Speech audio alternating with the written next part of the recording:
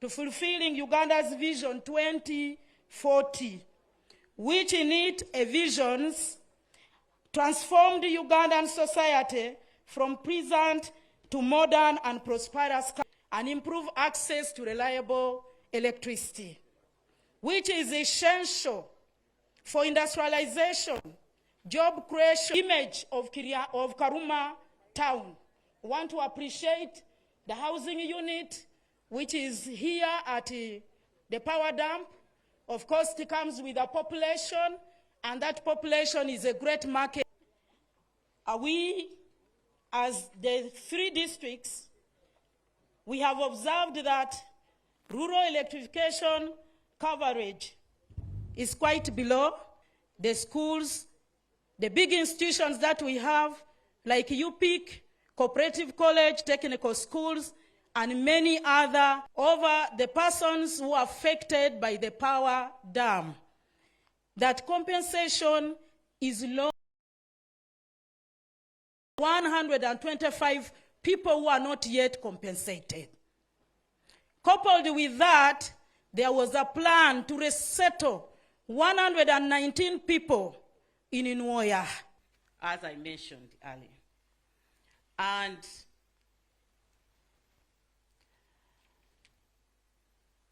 the project encompassed the construction of 248-kilometer 400 kV transmission line and a 55-kilometer 400 kV transmission line from Karuma substation to Oluyo substation. This was commissioned a year ago, and it helped us to see the West Nile region connected to the national grid on the 3rd of August this year. And I want to thank you, sir, because you did it yourself. And Her Excellency was also present. The transmission network is in place. So the problem of distribution is a good problem, because if you don't distribute this power, you will not be able to facilitate. Or a member of parliament has encouraged us to make efforts to settle out of court, because if you are in court, cities have benefited immensely through corporate social responsibility initiatives, i.e. hospitals, schools, and other social amenities constructed as part of this project have significantly improved the quality of life for the local population. This is a clear demonstration of how large-scale infrastructure projects can uplift communities and create lasting benefits beyond economic growth. Additionally, the government's ongoing efforts to expand electricity grid to rural areas will ensure that the benefits of projects like Karuma are felt by every Ugandan, no matter where they live. The rural electrification program is already bringing power to areas that have been underserved for decades, and we remain committed, Your Excellency, to achieving access to electricity by all Ugandans by 2020. Energy sector. Uganda's goal of reaching 52,000 megawatts of generation capacity by 2040 is within our reach with projects like this one. Our NRM government will continue to prioritize investments in renewable energy, including solar, wind, and geothermal power, as we look towards creating a diverse and secure Uganda for all.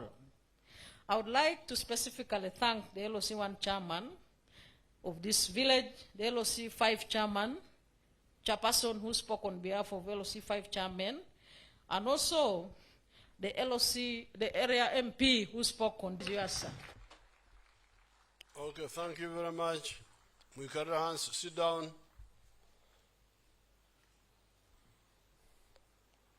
Her Excellency, the Vice President, the honorable ministers, His Excellency the Ambassador of the People's Republic of China, Their Highnesses the cultural leaders, the religious leaders, all the other leaders, n'ennyonyi n'abantu ba Bunyoro muliyo mubale kwijja. First of all, the name Karuma. Karuma ne Rumaki. That name, you know, our history has been not well recorded, because Karuma means biting something, as if something was biting something. So is it Karuma or Karuma? Because Okuruma is to make noise like the water, that water which is making noise. So that is the research the cultural institution should do. What was the original name? Was it Okuruma or Okuruma? Ekyo nkibarekeire nkirekere omukuru byakutaaga.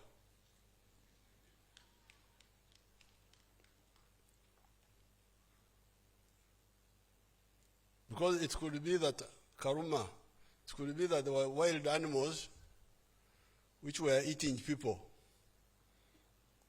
They can say that, Karuma, Karuma. Or it could be Karuma.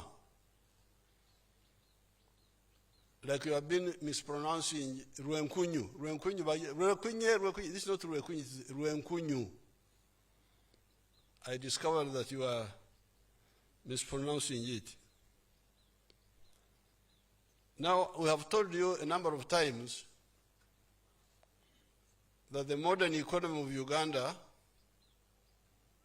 will have 4 sectors.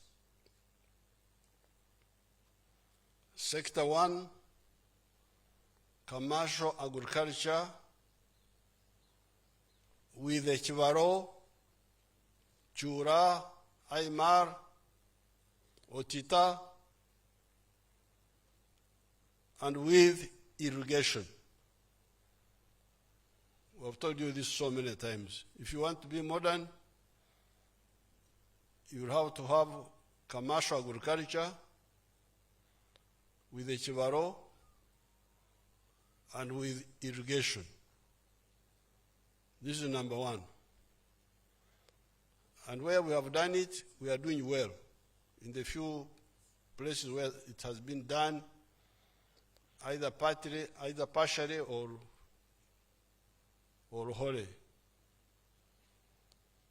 The second sector is manufacturing.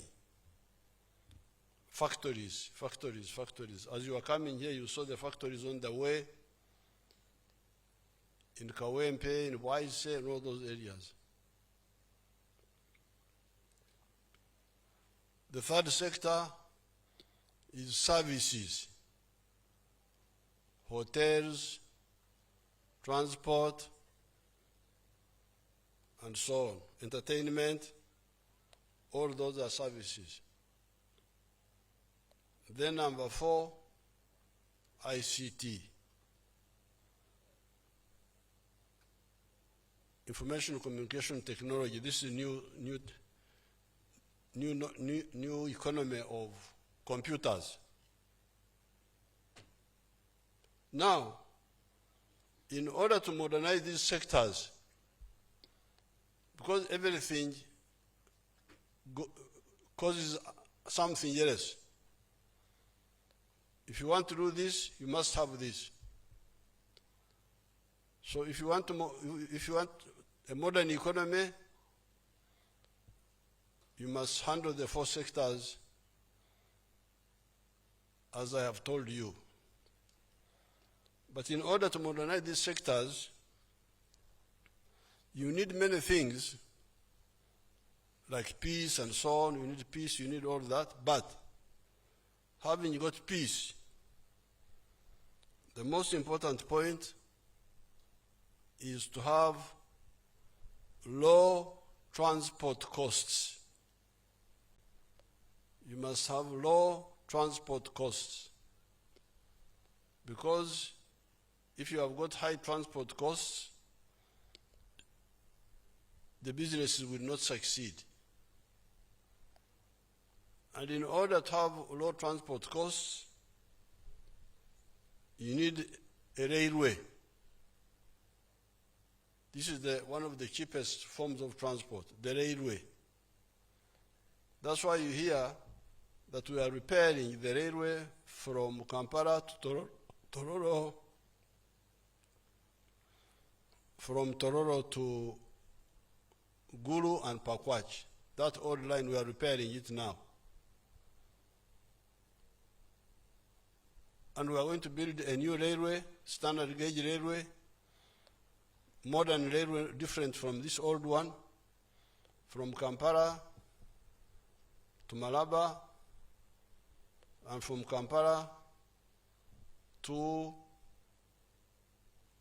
the border with Congo, Kasese, and then from Tororo later to Guru, to Nimle, and we shall work with Sudan, to South Sudan, to take it to Juba. So that we have got low transport costs. Another way of low transport costs is the water, this water which you have here. You see, like Albert, you can take goods from Nimle all the way to Fort Portal through Lake Albert. God has put there a cheap highway for you. Then across Lake Victoria to Mwanza, to Kisumu, and so on. We are now using road transport because we had to do something quickly. And we need road transport for human beings. But road transport is not the best for cargo. Cargo is better transport, it's cheaper if you take cargo by railway and by water.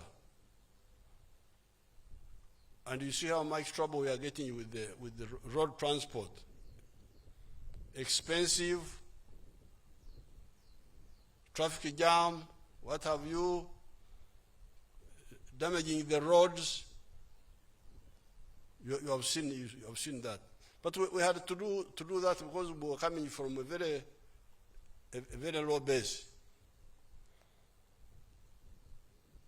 Abanyankole n'Abanyoro bagamba ngo arikuruga okuzumuta koraki? Arikuruga okuzumuta koraki? Our people here say that if you are coming from underground, you don't say this sun is not enough. Any sun is better than when you are underground. So we are coming from a very low base. So anything, transport, the tarmac road, fine. But the tarmac roads are not the best for cargo. Even to go from Mombasa, this is a wastage, very costly, damaging the roads. So you will see we are going to build pipelines to take the petrol through the pipelines. Petrol doesn't have to go on the roads. Petrol tankers, all this, no, it should be in the pipelines. Those petrol tankers should be off the road. Then cargo should be on the railway, so that you remain only with passenger vehicles on the road, which are not very heavy, you will save the roads, you have cheaper products. So you the leaders, when you are talking to our people, clarify so that they don't because when you talk too many things, people get confused. They don't know what is important and what is not important. So this is number one. Law, if you want a modern economy, because the goods you produce must be good quality and cheap. Otherwise, people will not buy your products, they will buy the products of others. In the past, we were buying goods from Europe. But if you look for goods from Europe now, they are not there. Many of the manufactured goods are now coming from China, from India, from other places. How were the Europeans chased out of manufacturing? High costs. High costs. Their vehicles are very expensive. Their things are very, forget about the Europeans. So, of course, for the Europeans, the biggest problem, one of their biggest problems was that they were paying themselves very high salaries. Because very high salaries are also another problem. If you pay yourself too high salaries, what you produce would not be affordable. That was part of the problem of the Europeans, because they don't listen. They think they know everything. Therefore, number one, ensure low transport costs. Number two, ensure low costs of electricity. Have cheap, reliable, affordable electricity. Number three, the cost of money in the banks, especially for agriculture and for manufacturing. The money from the banks must not be high interest rates. Because if it is high interest rates, how will you make profit? That's why for the government insisted on UDB, borrow from UDB, borrow from Myoga, from PDM, have nothing to do with the money lenders. Those money lenders are your enemies. And I'm going to do something about them. I'm going to crush the money lenders. They are criminals, but they are encouraged by you people. How do you allow somebody to say he has given you money, but you make an agreement that he has bought? In the document you say he bought when he just gave you 2 million shillings for paying school fees. Why should you do that? But anyway, we're going to arrest you now. We're going to arrest you. We're going to deal with the money lenders. So, money for manufacturing, for agriculture must be cheap money. The low cost of money. For nightclubs and so on, you can you can go to the commercial bank and borrow expensive money for nightclubs, and I'm not bothered with that so much. And importing wigs and perfumes, and you go to the commercial banks.